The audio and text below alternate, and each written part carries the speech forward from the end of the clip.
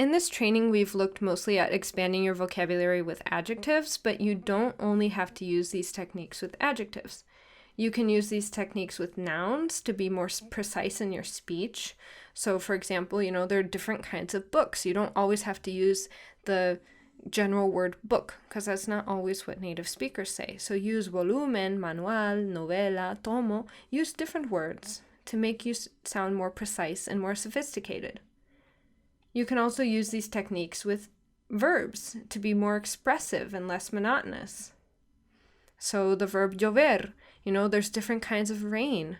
And we say that in English and they say that in Spanish, So use, if it's raining a lot, llueve a cántaros, and you'll sound much more natural. Or if it's raining a little bit, you just say chispea, a little bit of rain.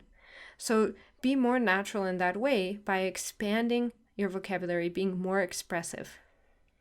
Gaining more specific, detailed vocabulary in all parts of speech will boost your vocab in Spanish. So, that's a lot. We've gone through a lot so far. How are you? Don't dare give me the answer bien o mal, okay? I want to know really how you feel. Give me a precise, sophisticated adjective. So maybe you feel agotado, a little overwhelmed. I hope not. Maybe you feel optimista, optimistic. I hope so. Maybe you feel entusiasmado or entusiasmada, enthusiastic, excited. I hope that.